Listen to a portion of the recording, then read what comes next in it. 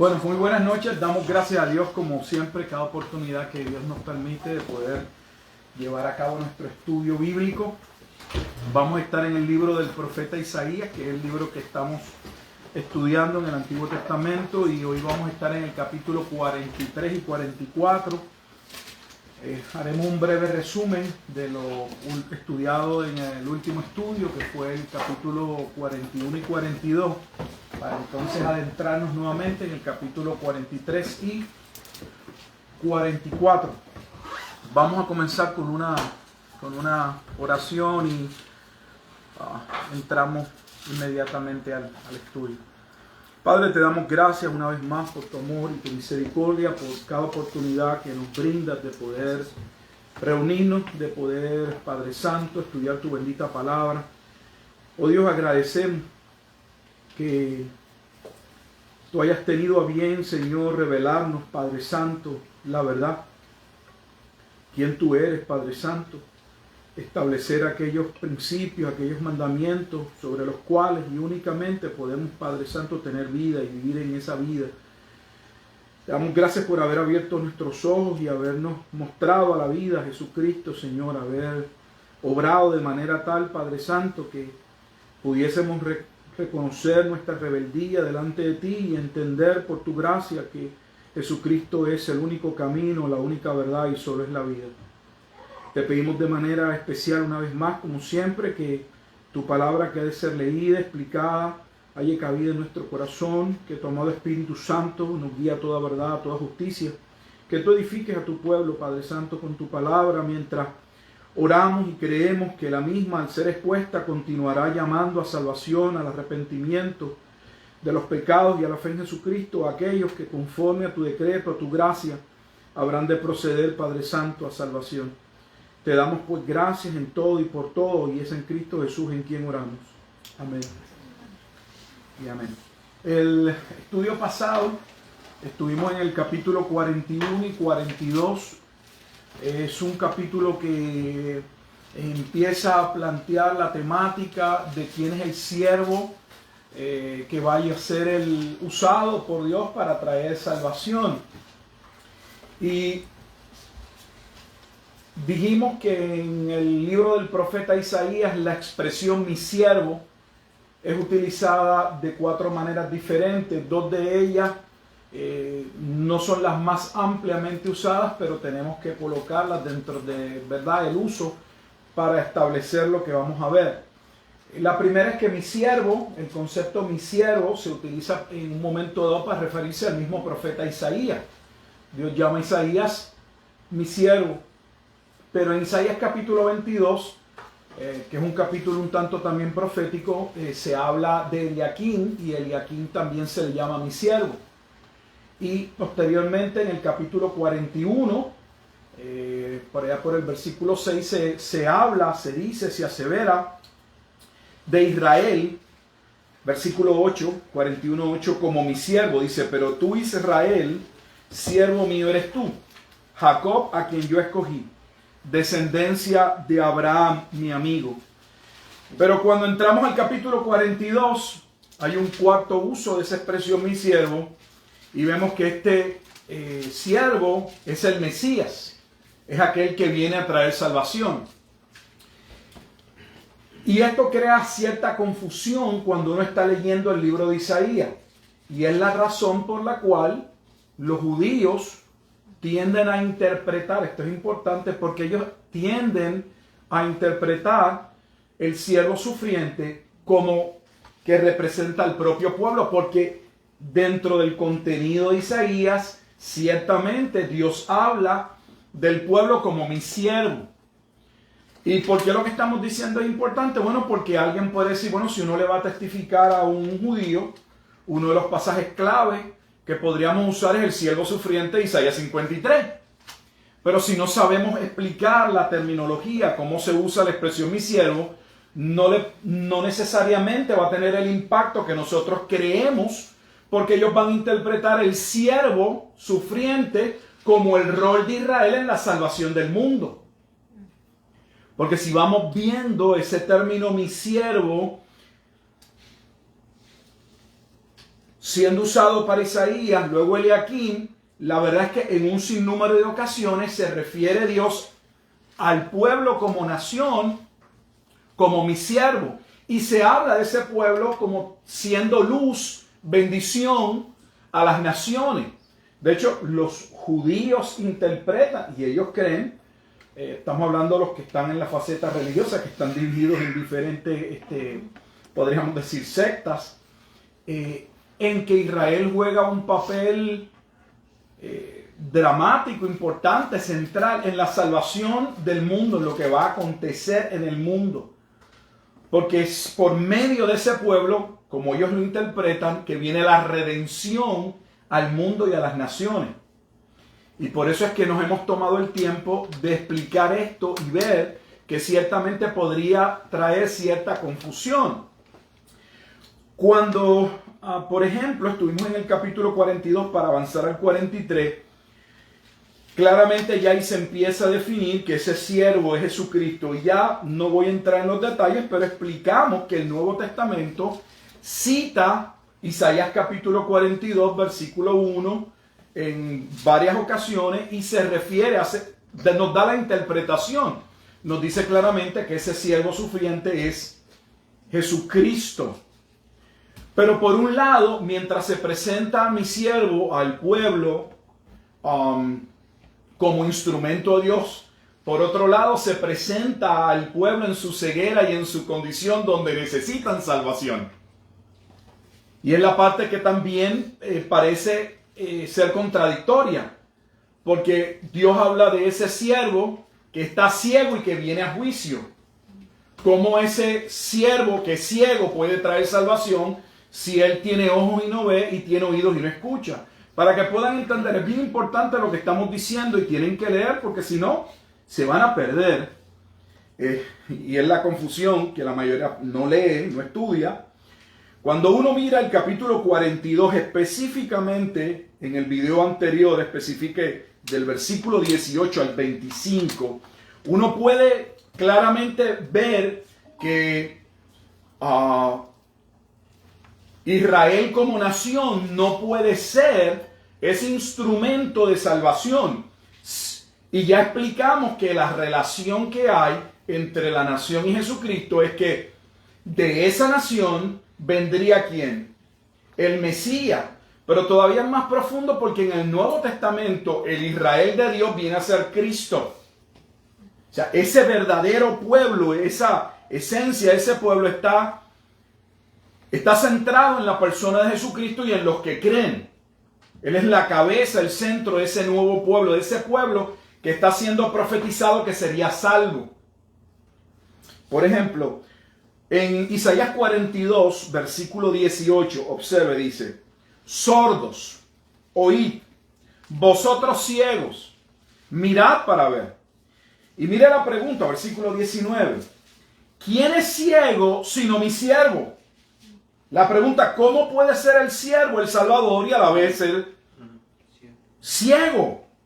Y no queda ahí, siguen las preguntas. ¿Quién es sordo? Como mi mensajero que envié.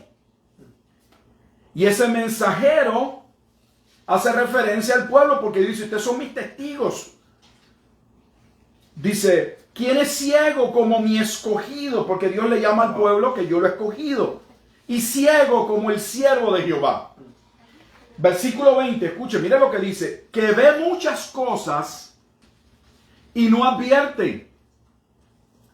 Que abre los oídos y no oye.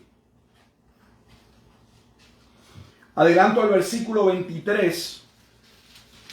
Siguen las preguntas. Estamos en el capítulo 42 de Isaías. Y para aquellos que nos están viendo, lo que estamos es mostrando que tenemos que dar una lectura cuidadosa de Isaías, porque el concepto de mi siervo se utiliza para referirse a 4 cosas diferentes. Y del capítulo 41 hasta el capítulo 53 vamos a ver que se entremezcla en la lectura mi siervo como refiriéndose a ese pueblo que Dios elige, pero también refiriéndose al Mesías que viene de ese pueblo. En el versículo 23 dice, ¿quién de vosotros oirá esto? ¿Quién atenderá y escuchará respecto al porvenir? Porque ya habíamos dicho que habíamos entrado en pasajes que claramente comenzaban a exponer la escatología, el devenir, lo que iba a ir aconteciendo hacia la llegada de aquel Mesías, aquel Salvador, o si queremos verlo como en Isaías capítulo 28, aquella piedra que muchos edificadores rechazarían, pero que el verdadero remanente recibiría como salvación. Versículo 24 dice, ¿quién dio a Jacob en botín y entregó a Israel a saqueadores? ¿No fue Jehová contra quien pecamos? O sea que el pueblo se describe como un pueblo rebelde, como un pueblo que no está en condición, no puede, porque no tiene ese corazón. Ya Dios se lo ha dicho claramente a Isaías desde que lo llamó, aunque así inicia el libro de Isaías. Tenemos que ir atrás y adelante, pero cuando iniciamos Isaías dijimos que los primeros 6 capítulos eran importantísimos, porque los primeros 5 capítulos de manera general colocaban las bases para entender la condición de Israel como nación, también en su división entre Israel, el reino del norte, el reino del sur, y sobre todo por qué Dios los habría de juzgar. Y allí inmediatamente se habla de que aquella ciudad, como Judá, que había sido fiel, se había convertido en ¿qué? En una ciudad infiel, en una prostituta. Isaías comienza a hablar del deterioro del pueblo y de la razón por la cual viene juicio, pero también Dios va a tener misericordia y viene la redención. Entonces esto hay que tenerlo todo el tiempo en nuestra mente, porque claramente se habla del juicio. Pero ¿cómo puede venir juicio y a la vez salvación a través de esa nación? Bueno, porque no es a través de la nación como pueblo, no sería el trabajo de la nación, sino que Dios estaba preservando ese remanente, esos santos, porque de esa nación vendría la salvación. Y esa salvación es Cristo. Ya hemos venido diciendo que esa es la razón que los profetas dan, o que Dios le dice a los profetas, de por qué Él, debiendo de juzgar posiblemente mucho más duro a Judá, porque los profetas aseveran, como Ezequiel y el profeta Jeremías, que si Dios destruyó al reino del norte en el 722 por medio del imperio asirio, como también se habla aquí en el libro del profeta Isaías, y luego se nos dice que Dios le advirtió a Judá y que Judá cometió más pecados que Israel. Uno dice, pero destruyes al reino del norte hasta el punto que leímos en Isaías que casi el pueblo iba a dejar de ¿qué? ¿Recuerdan? De existir, aunque claramente Dios iba a dejar un remanente, pero a Judá no lo aplasta, el juicio no es completamente de la misma magnitud. ¿Por qué? Porque de Judá ya había sido profetizado desde el libro de Génesis, desde el capítulo 49, que de Judá se convertiría en el cetro o en el lugar del cual el Mesías vendría y regiría. Y esa es la razón por la que vemos estas aparentes discrepancias donde uno puede decir, pero esto es como una contradicción. ¿Cómo el siervo puede ser salvador y a la vez estar ciego? Ya entendemos por qué. Y también entendemos cuál es la conexión entre el Mesías y el pueblo, porque él vendría de ese pueblo. Esa es la expresión que se usa en el Nuevo Testamento, por ejemplo, cuando Jesucristo, para que vean, cuando está hablando con la mujer samaritana, dice, la salvación viene de los judíos. Sí, se reconoce ese rol y ese papel, como Pablo reconoce que había sido el pueblo que Dios, independientemente de la condición en la que estaba, Dios le había entregado los pactos y había preservado la ley y conforme a la carne había venido ¿quién? El Mesías dentro del tiempo determinado o establecido por Dios. Termino con el versículo 25, de hecho el último versículo del capítulo 42 para entrar al 43. Dice, por tanto, derramó sobre él y está hablando del siervo, el ardor de su ira. O sea, como alguien que por causa de su propia rebelión, Dios viene él en ira, ¿cómo puede ser a la vez Salvador? Pero ya habiendo explicado la relación entre el pueblo y el Mesías, creo que es importante destacar o que ustedes puedan ver que según se habla de que Dios va a intervenir y va a salvar, va a llamar del norte y del sur y también va a llamar gentiles, porque esto se empieza a ver desde el capítulo 2, el llamado a los gentiles, también que serían parte, incorporados, como Pablo dice en Romanos 6, vendrían a ser colocados dentro del verdadero olivo en Cristo. También vemos aquí cómo nuevamente se ven esos dos lados, donde una parte del pueblo, siendo ciego y sordo, por virtud de la gracia va a venir a salvación, y otra parte, ciega y sorda, va a ser juzgada. O sea, que Dios no iba a salvar a todo el pueblo y que el Mesías vendría a cumplir con dos roles. Iba a traer juicio sobre los enemigos de Dios, como ya se desprende desde Isaías capítulo 28, cuando se habla de la piedra que desecharon los constructores, que ya vimos que eso era una expresión que podemos ver su interpretación, por ejemplo, en Primera de Pedro, en el capítulo 2. Y allí mismo se habla de que ya había sido destinado unos para qué, para condenación y unos para salvación. De la misma manera Pablo lo usa en Romanos capítulo 9 cuando está hablando de los vasos de ira, que a veces lo tomamos como una expresión general, pero dentro del contexto esa no es la interpretación. Cabe en términos generales, ¿cierto? Pero en el contexto lo que se está hablando es de que ya Dios había advertido de que unos serían instrumentos de Dios para gloria, donde Él los salvaría por gracia, y otros serían instrumentos donde Él derramaría su ira también para su gloria. Dios sería glorificado y magnificado en juicio como en salvación. Eso no lo podemos dejar fuera. Entramos al capítulo 43, vamos a leerlo, tomarnos el tiempo de leerlo, y vamos a ver algunas cosas que se dicen en este capítulo 43. Y lo que vamos a estar viendo sobre este detalle que se mantiene de manera general en estos capítulos que vamos a ir viendo, es que Dios continúa ese mensaje de que a través del profeta Isaías, de que Él no entiende cómo ese pueblo, ese siervo que recibe la gracia de ser amado, de ser escogido por Dios, de ser instrumento de Dios, cómo ese siervo se ha apartado de Dios y se ha entregado a los ídolos. Dios no entiende, y le dice al profeta, cómo es que el pueblo prefiere hacerse un diosito de madera o de lo que sea y apartarse del Dios vivo y verdadero. Y mientras los va acusando y les va mostrando la necedad en la que se encuentran, a la vez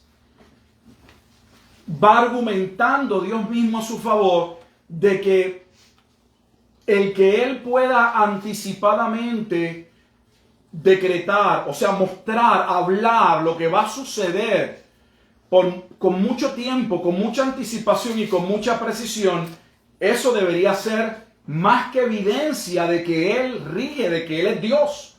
Porque los otros dioses, le dicen, no hablan, no escuchan, deben ser cargados, tienen que ser construidos.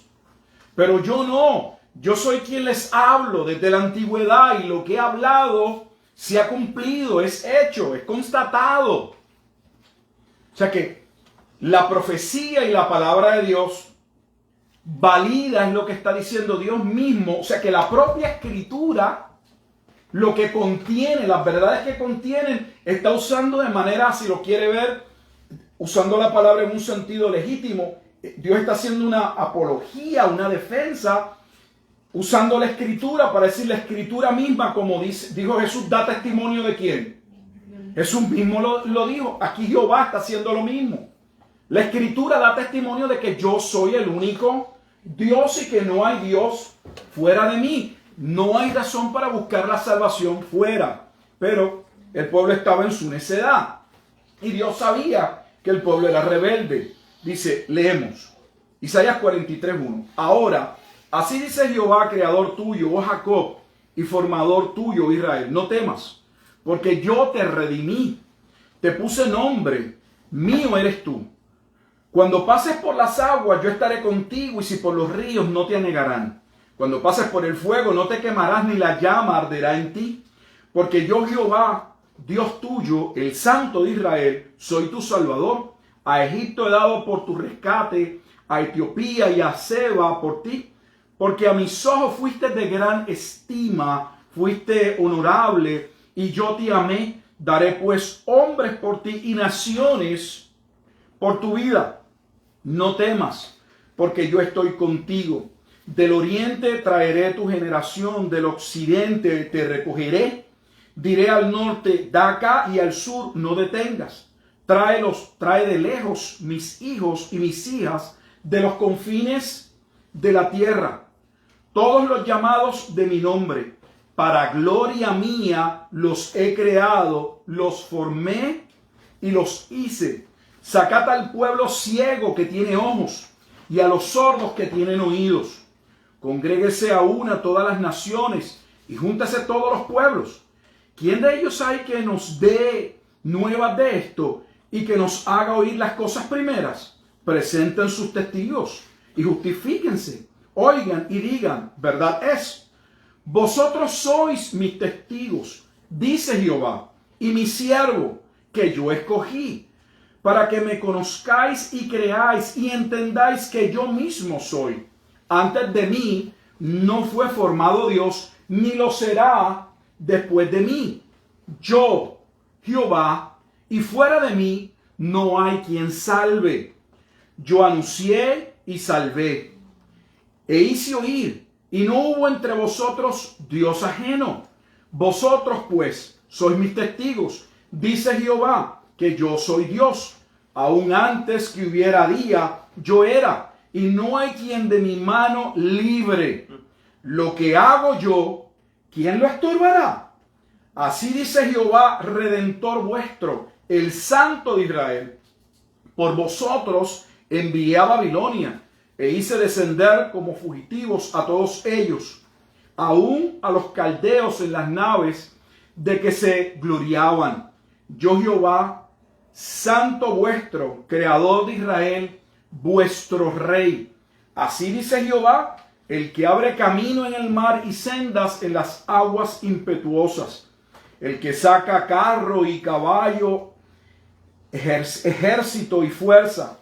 Caen juntamente para no levantarse, fenecen como pábilo, quedan apagados. No os acordéis de las cosas pasadas, ni traigáis a memoria las cosas antiguas. He aquí, yo hago cosa nueva, pronto saldrá a luz, ¿no la conoceréis? Otra vez abriré camino en el desierto y río en la soledad. Las fieras del campo me honrarán, los chacales y los pollos del avestruz, porque daré aguas en el desierto, ríos en la soledad, para que beba mi pueblo, mi escogido. Este pueblo he creado para mí, mis alabanzas publicará. Y no me invocasteis a mí, oh Jacob, sino que de mí te cansaste, oh Israel. No me trajiste a mí los animales de tus holocaustos, ni a mí me honraste con tus sacrificios. No te hice servir con ofrenda, ni te hice fatigar con incienso. No compraste para mí caña aromática por dinero, ni me saciaste con la grosura de tus sacrificios, sino pusiste sobre mí la carga de tus pecados. Me fatigaste con tus maldades. Yo soy el que borro tus rebeliones por amor de mí mismo, y no me acordaré de tus pecados. Hazme recordar, entremos en juicio juntamente. Habla tú para justificarte. Tu primer padre pecó y tus enseñadores prevaricaron contra mí. Por tanto, yo profané los príncipes del santuario y puse por anatema a Jacob y por oprobio a Israel. Si observamos este capítulo 42, del versículo 1 hasta el versículo 21, básicamente Dios está hablando nuevamente y se refiere a este pueblo, a Israel, a Jacob, porque Jacob es Israel, a este pueblo como su escogido, como su instrumento, pero a la vez, desde el versículo 27, del versículo 22 hasta el 28, vemos entonces cómo este pueblo que ha de ser de alabanza a Dios, no tiene nada en sí mismo, no posee nada en sí mismo que lo haga merecedor de esa gracia que Dios ha tenido con él al escogerlo. Al punto de que antes de finalizar el capítulo, Dios va a traer antemano, ni mencionen si alguien tiene en mente a Abraham, no piensen que ustedes tienen la bendición, porque el primer padre no pecó. Aquí todos han pecado, todos se han desviado, que es lo que va a decir posteriormente el siervo sufriente o la lectura de Isaías 53. Todos nosotros nos descarriamos como ovejas, cada cual se apartó por su propio camino.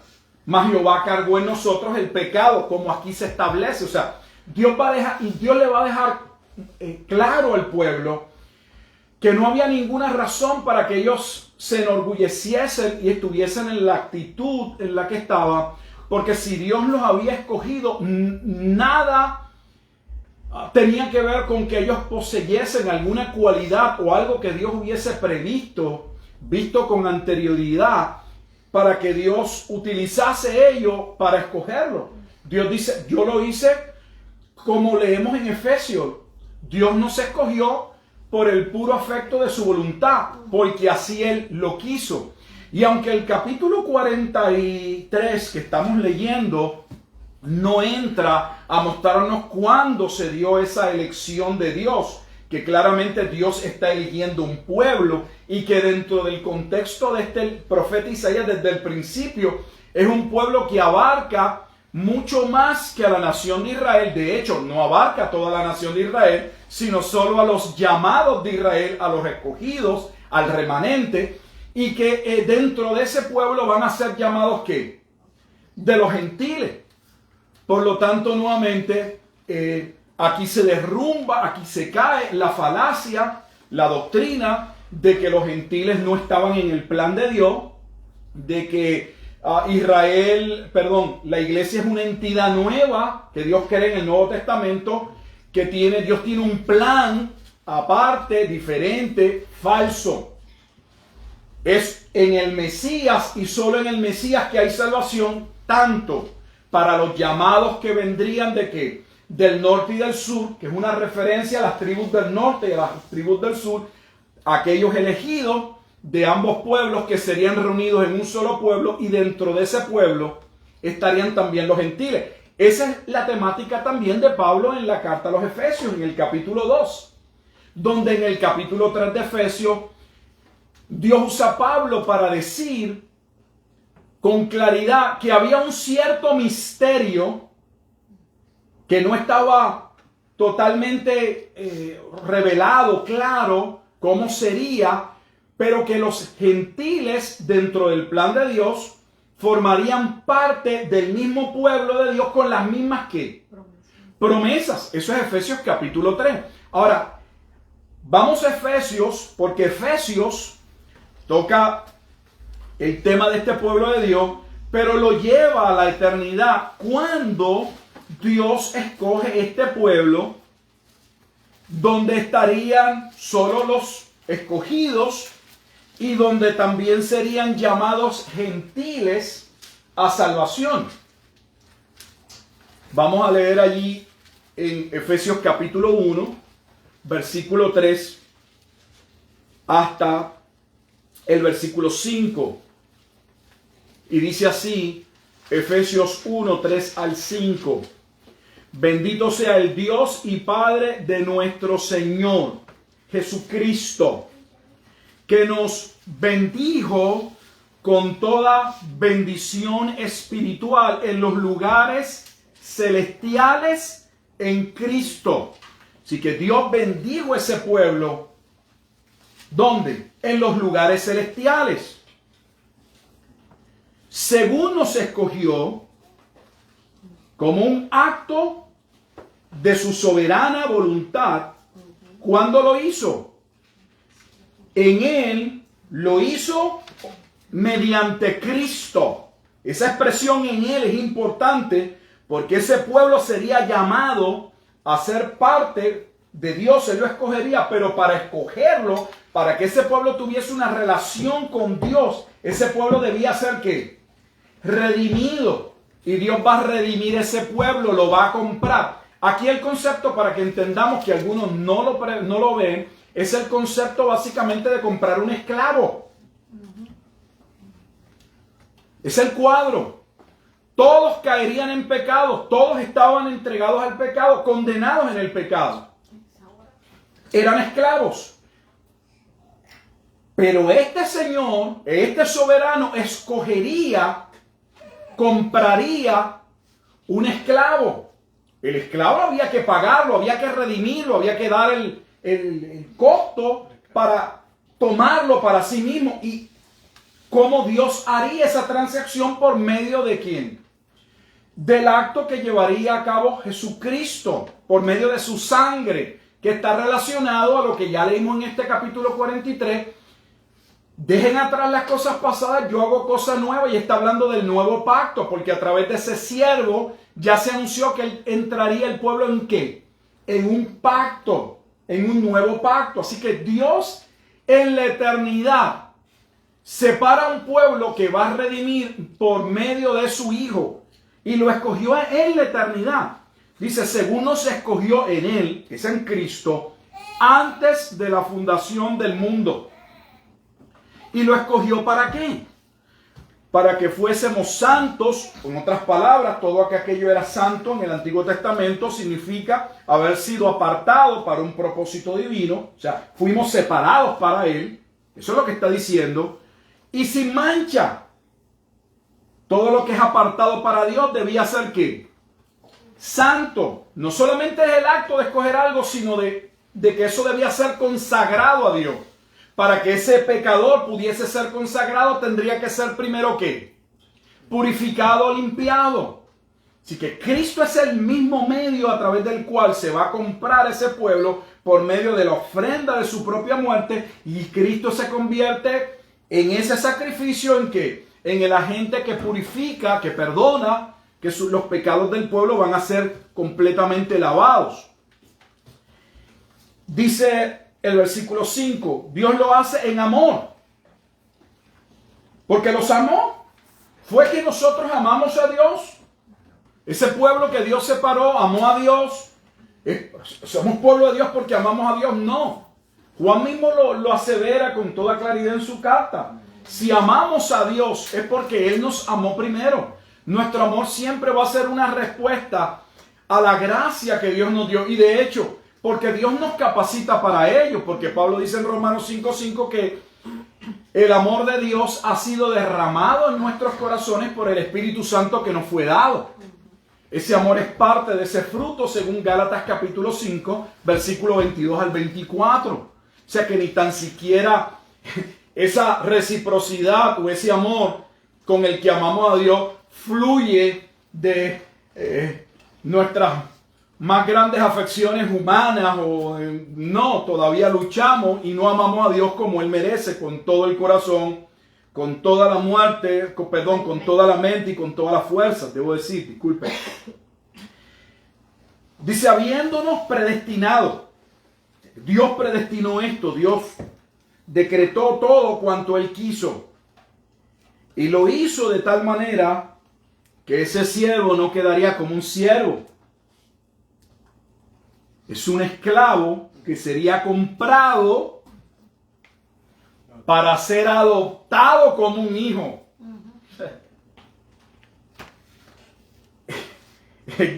es glorioso.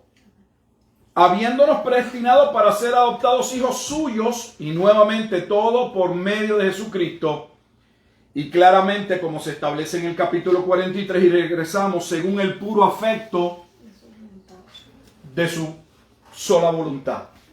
No es como algunos tratan de decirles que Dios usó su omnisciencia, es que Dios en su presapiencia, Él previó, Él vio de antemano el corazón de aquellos que estarían dispuestos, que lo amaban.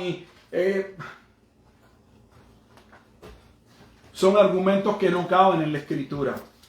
Dios claramente le está diciendo al pueblo, Dios le está hablando a un pueblo que está en una etapa de rebeldía. No está sirviendo a Dios como debe servirlo, ni aún sus gobernantes, lo hemos visto. Dios le dice, ¿cómo es posible? ¿Acaso no te ha amado? No vea que así termina el último profeta. El tema de un amor no correspondido, de un pueblo que ha sido amado, pero no se siente amado y no se ve amado. Dios dice, ¿cómo no te ves amado? Todo lo que he hecho por ti. ¿No le parece algo similar a veces a los padres con los hijos? Es lo mismo. Claro, sé que estoy usando una analogía humana, pero para que entiendan cómo un padre y una madre que en términos generales hace y trata de cuidar, de velar, de proveer, porque ama a su hijo. Pero su hijo se empieza a rebelar de manera temprana y va creciendo y se revela todavía más y llega un momento que se desprende totalmente en muchas ocasiones y se siente ni amado por el padre o por la madre. Es exactamente la condición del pueblo. Vamos a regresar a Isaías 43, pero ya que dije que así termina el Antiguo Testamento, déjenme probarlo. Vamos al último profeta y vamos a Malaquías. Capítulo 1.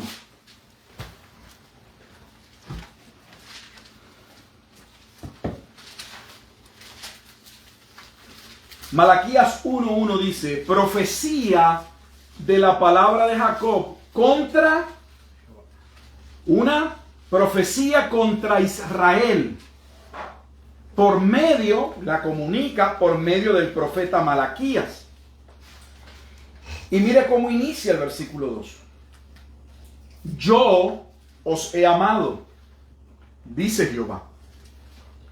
Y dijisteis, ¿en qué nos amaste? Y Dios le hace una pregunta. ¿No eres Esaú hermano de Jacob, dice Jehová, y amé a Jacob? Y a Esaú aborrecí, y convertí sus montes en desolación, y abandoné su heredad para los chacales del desierto. Terminamos con el último profeta del Antiguo Testamento, 400 años antes de la venida del Mesías, de Cristo, de ese siervo sufriente que traería salvación, y el pueblo no se ve amado.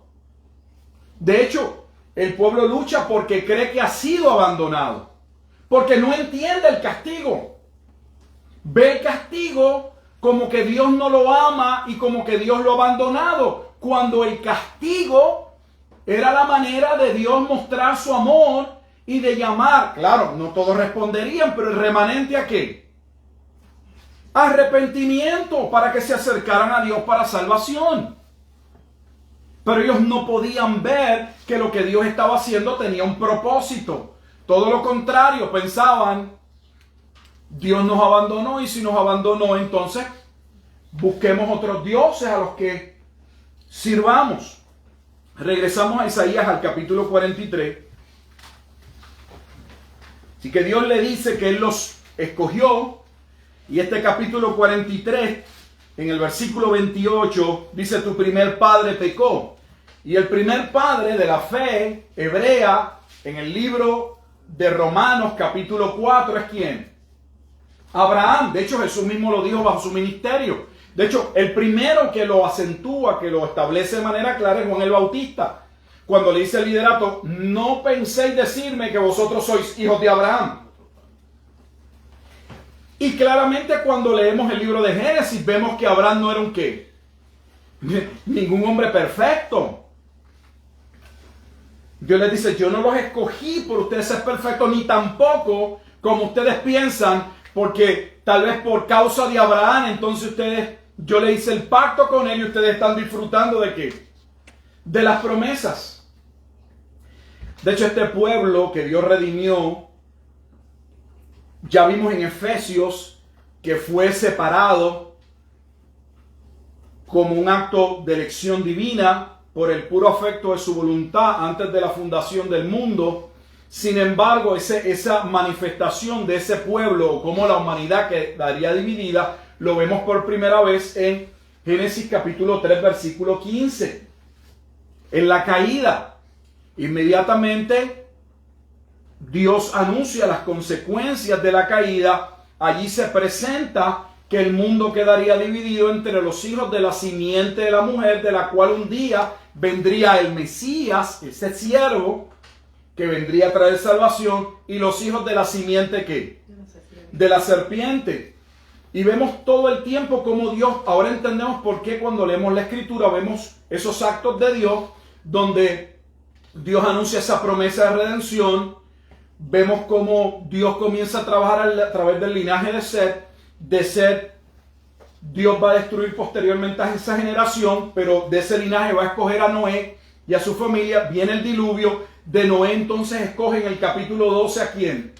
A Abraham. Y en Génesis 12, 1 al 3, Dios le da una promesa a Abraham de que en esa simiente serían benditas ¿qué? Todas las familias de la tierra. Y el pueblo entendía que esas familias de la tierra eran única y exclusivamente los descendientes de Abraham en términos de ¿qué? De la carne. Ya hemos explicado, pero para el que no lo ha visto, que Gálatas capítulo 3 está la interpretación posiblemente más clara de lo que, con quién Dios hizo el pacto y quiénes son los herederos. Y con quien Dios hizo el pacto no fue con Abraham, fue con Cristo. Y los descendientes no son aquellos conforme a la sangre, sino los que creen. Es lo mismo que Pablo establece en Romanos capítulo 4, cuando le pregunta al pueblo judío, no se han percatado de por qué Dios salva primero a Abraham por la fe. En Génesis 5, capítulo 15, dice que Abraham le creyó a Dios y le fue contado ¿por qué? Por justicia. Y Dios le da la circuncisión como la marca del ser parte del pueblo del pacto. Sin embargo, Pablo va a lanzar una pregunta en Romanos capítulo 4 y le dice, cuando Dios decretó, habló, afirmó y dijo que Abraham había sido justificado, perdonado, ¿en qué estado se encontraba Abraham en términos de la circuncisión? ¿Estaba circuncidado? La contestación los judíos la sabían. No.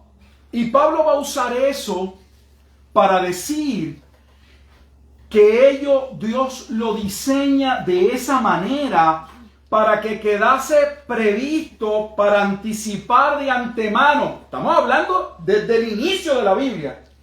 De que, según Romanos 4, Abraham se convertiría en padre de todos los que creen, sean de la circuncisión o sin circuncisión, porque en Romanos la circuncisión de la carne no salva, sino la circuncisión del corazón. Romanos 2, 27 y 28. Son solo salvos aquellos que tienen la circuncisión del corazón. Todo esto es importante porque Dios viene hablando acerca de este siervo. Y no es que Dios esté escogiendo a este siervo de ahora. De hecho, miren lo que estamos presentando.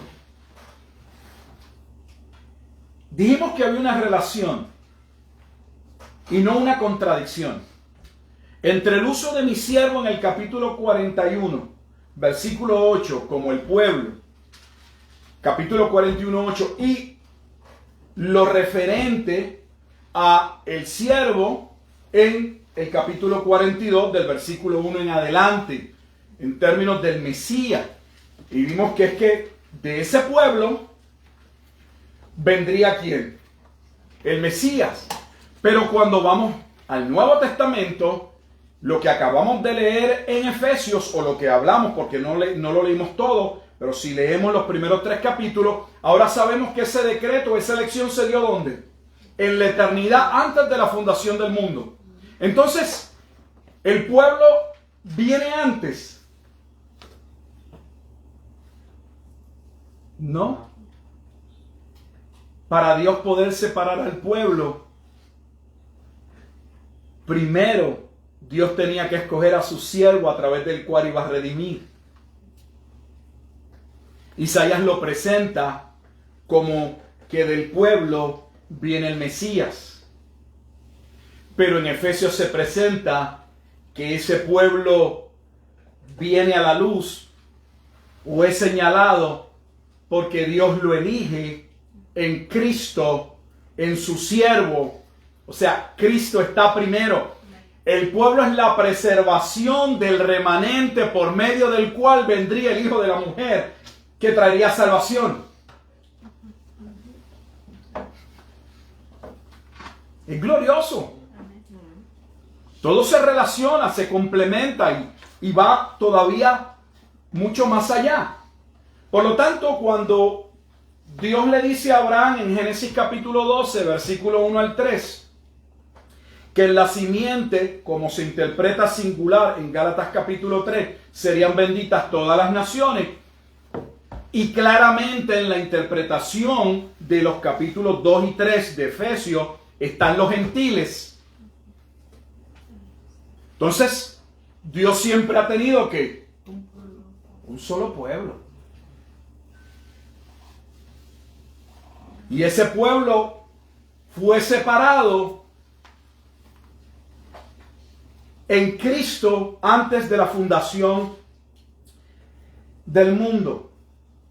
Así que por eso vemos esta relación de que Dios usa el pueblo y Dios escoge el pueblo, pero a la vez el pueblo está sordo y está ciego. Por causa de estar sordo y ciego, Dios le dice, por eso los he tenido que castigar en innumerables de ocasiones y mi ira ha venido sobre ustedes.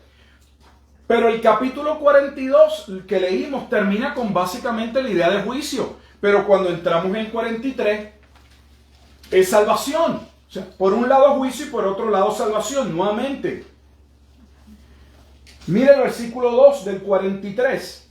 Cuando pases por las aguas, yo estaré contigo. Hay un pueblo que pasa por el juicio y hay otro pueblo que se le dice que hay una parte del pueblo que va a pasar por el juicio y hay otra parte del pueblo que se le dice que Él los va a salvar cuando estén en el momento de ¿qué?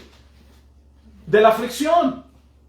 Cuando pases por las aguas, yo estaré contigo, y si por los ríos no te anegarán. Cuando pases por el fuego, no te quemarás, ni la llama arderá en ti. Porque yo soy Jehová, Dios tuyo, el Santo de Israel, soy tu Salvador. O sea, aquí se desprende que el Salvador no es el pueblo, el Salvador es ¿quién? Dios. Pero Dios traería salvación por medio de aquel que se prometió, aquel rey que vendría de la simiente de David,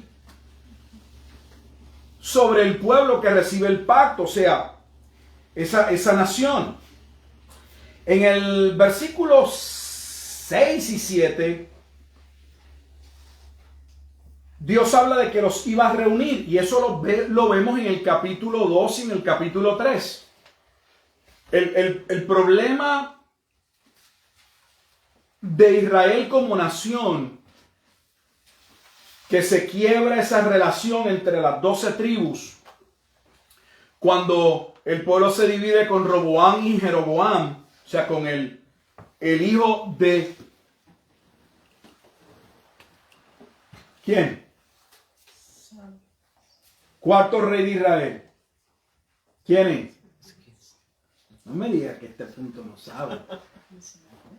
Saúl, David. ¿Quién es el hijo de David? Está en la Biblia, está en los libros.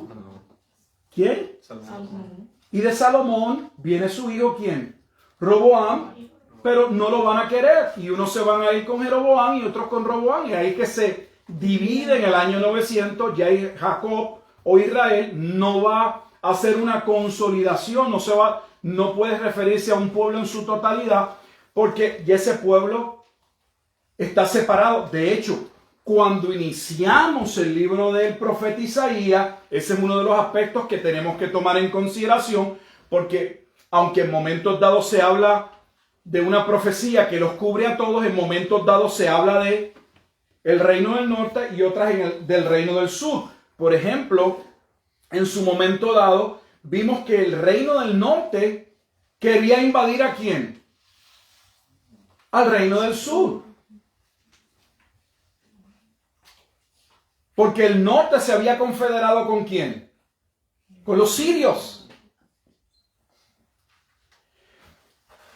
Esa relación se quiebra, nunca se resuelve, nunca, ni aún en el Nuevo Testamento.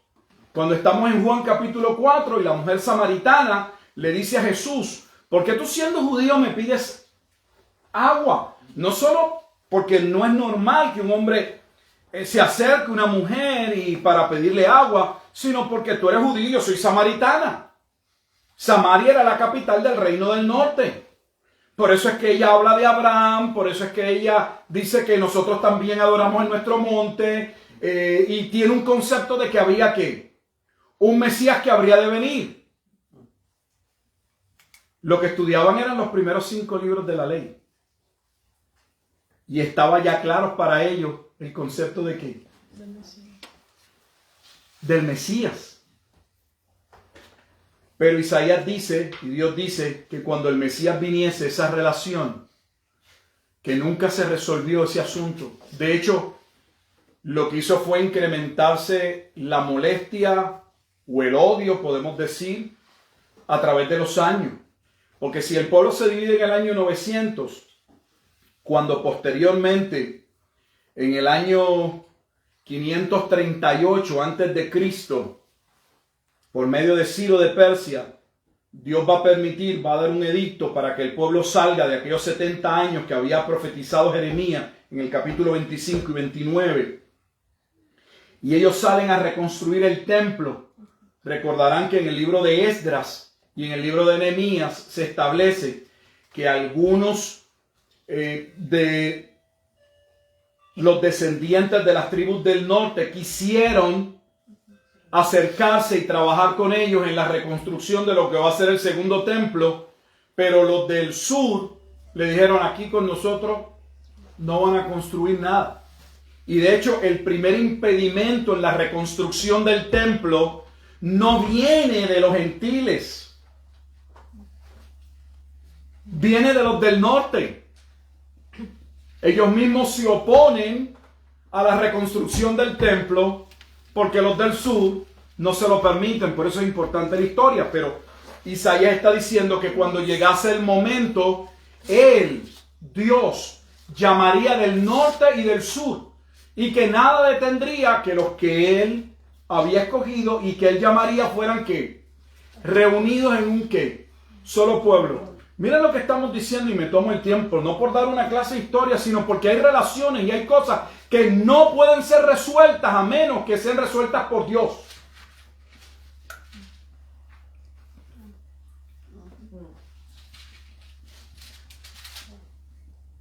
¿Por qué? Porque acá nosotros hablamos de lazo familiar y hay gente que le da tanta fuerza a la sangre. Pero tu familia no es tu familia si no está en Cristo. Tú no lo entiendes y la mayoría eso le pasa como un avión 80,000 pies de altura. Tú le llamas papá, le puedes llamar mamá, le puedes llamar hermano, tío, sobrino, y hay una relación en la carne. Pero si no hay una relación en el espíritu, no forman parte del pueblo de Dios. Como Israel como nación no era parte de Dios por ser en la sangre descendientes de Abraham. Si no tenían la circuncisión del corazón, no eran parte del pueblo de Dios. Y Dios no esperaba, y ellos no debían esperar, que pudiesen funcionar como un solo pueblo, a menos que fuesen redimidos y esa relación fuese resuelta en Cristo. De hecho, aprovecho esto porque no solamente ahí, ahora tenemos una parte de la iglesia hace mucho tiempo tratando de redimir, yo no sé, hay que redimir a los negros con los blancos. ¿Y cuántos disparates, hermanos pastores, por amor a Dios, dejen de estar diciendo tantos disparates? Con toda honestidad, yo no tengo ya problemas, ahí me hartan los disparates. La redención se halla en una persona, en un acto glorioso, en el de Cristo. Ni usted, ni yo, ni nadie tiene argumentos que puedan resolver las crisis y los dilemas que son el resultado de un corazón rebelde, apartado por Dios. Podemos jugar y tratar de unir y usar acá pegas y bonding, no funcionan. Si no hay unidad en Cristo, si en Cristo no hemos sido redimidos, si en Cristo no nos vemos como un solo pueblo, no hay nadie que nos pueda unir. Pero por otro lado, si hemos sido unidos en Cristo, entonces esos lazos van por encima de cualquier otra cosa y debemos de tener mucho cuidado, pues el Nuevo Testamento claramente afirma no en que nosotros busquemos la unidad, sino que no permitamos que nadie quiebre la unidad. Aquellos que vienen a dividir al pueblo de Dios. Porque nadie puede unir, de hecho, nadie tiene que unir lo que ya fue unido en Cristo. Sería atribuirse cualidades y un rol, sería ser un prepotente.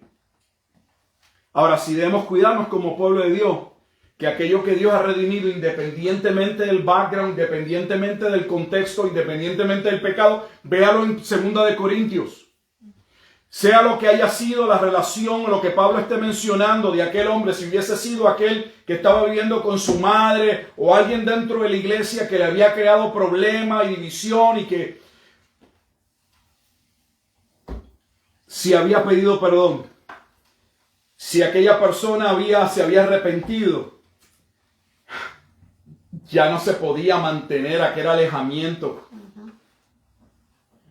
De la misma manera en que el pueblo en un momento dado puso una línea y nosotros no podemos trabajar contigo de esa manera. Por otro lado, cuando hay restauración en Cristo, entonces hay que quitar esas líneas que humanamente trazamos. Pero lo digo porque Dios va a hacer una obra que por 1000 años, desde el año 900 que Israel se divide hasta la llegada del Mesías hay 900 y tantos años. Esa relación nadie la pudo cambiar, nadie pudo intervenir, pero Dios dice, eso va a quedar resuelto en Cristo. Si en Cristo no se resuelve, podemos continuar orando y estamos llamados a continuar orando, a orar. Pero no hay nada en nuestras manos que podamos hacer para redimir algo que Cristo nos redimió. Y aunque nosotros no sabemos a quiénes Dios redimió, o como muy bien lo dice el capítulo 43, versículo 7, a quienes Dios llamaría, solo podemos vivir con la esperanza legítima de orar, testificar y que de nuestra parte esté el poder seguir hacia adelante como pueblo de Dios, como iglesia de Dios. Como Pablo dice, en cuanto esté de vuestra parte, estad en paz para con todo. En cuanto esté de vuestra parte. O sea, que lo que la Biblia señala es que no debemos ser nosotros la causa de esa disensión, de esa discordia. Pero no podemos hacernos los tontos y pensar que podemos trabajar juntos con aquellos que viven de una manera diferente y contraria a Dios.